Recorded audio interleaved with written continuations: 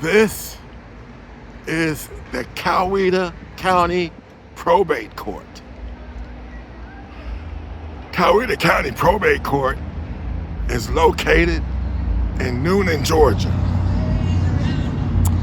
Today, it is the probate court for this county. But when I first started practicing 20-something years ago, this was the Superior Court. And if you know anything about these southern towns, they're pretty much set up on the same system, grid-wise. This courthouse is in the middle of the town square for Coweta County, Newnan, Georgia, right? Most of these southern towns are set up the same way, where the old courthouse is located right in the center of the town. And pretty much all the same way, most of these southern small towns or cities have the courthouse in the middle, and they have some monuments dedicated to people of note to them. Like this one, in memory of Mr. William Thomas Overby, Confederate hero. But we ain't here to talk about Mr. Overby. This is dirty South history. I'm not gonna give a whole lot of credence to some Confederate war hero. Here's another one for a Marine in Vietnam. Thank you for your service. Okay.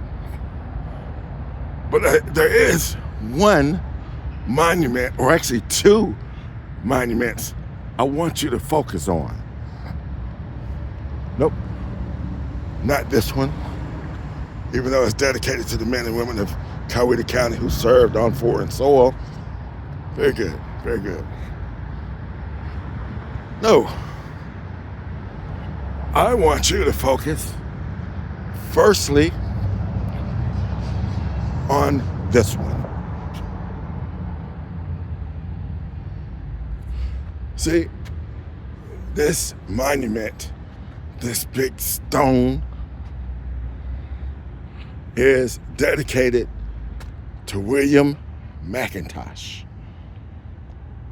William McIntosh was a Native American, or at least he was half Native American, but he was a Native American chief for the Coweta band of the Creek Nation, the Creek, as they call it, Indian Nation, right? And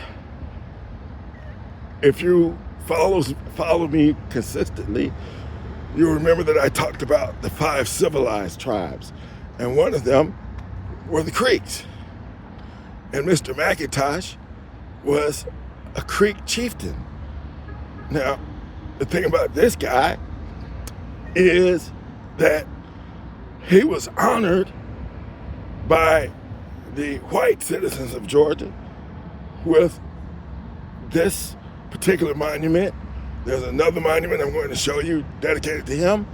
They've named a county after him. And when I was in school, there was a high school named after McIntosh. So he was very prevalent or prominent in the eyes of Georgians. Not so much his own people. Because Mr. McIntosh was a war hero, but he was a war hero primarily because he fought against his own people on the side of the United States of America. He fought in what was known as the Creek Indian Wars. And Mr. McIntosh and his band of Native American citizens fought against what was known as the Red Sticks. The Red Sticks were also Creeks. This was a civil war. And the Red Sticks wanted to maintain their traditional way of life.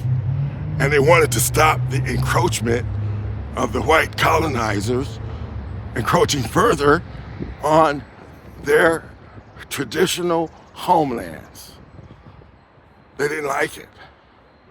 Well, Mr. McIntosh and his group, they fought with the settlers, including Andrew Jackson. And guess what? Mr. McIntosh's group actually won against the Red Sticks. Right? This was in about 1815 or so. All of this is kind of tied in with the War of 1812. Because the Civil War with the Creek Indians, who also happened to be aligned with the British Empire, kind of lined up with America's war against the British in the War of 1812. At this time, I'm going to show you a little bit of this lovely town, because Newnan is lovely. See, when I was a kid, Newnan was the country, but now it's being encroached upon by the city of Atlanta. Whether they like it or not, they are part of the urban area of the city of Atlanta now, the Atlanta metropolitan area, I should say. Here's another monument to a Battle of Brown's Mill, where the Confederates must have won. Well, they actually won that particular skirmish. Okay? They'll put those wins up. They don't show you the losses. And this structure was also dedicated as the Confederate hospital in this area during the Civil War. So you'll see that it has a lot of history. A lot of history. And of course, this being a southern town, of course they got a monument to the Confederate soldiers who lost their lives in fighting for the preservation of slavery of human beings. So, again, it's a lovely older building and a lovely town. But this is what I want you to focus on, because this explains how this county came to be. It was an original county of Georgia, and it talks about Mr. William McIntosh, and this is their hero. They call him a half-blood Creek Indian who was useful. Now, I don't know about you, but I don't want my enemies calling me useful. And I say that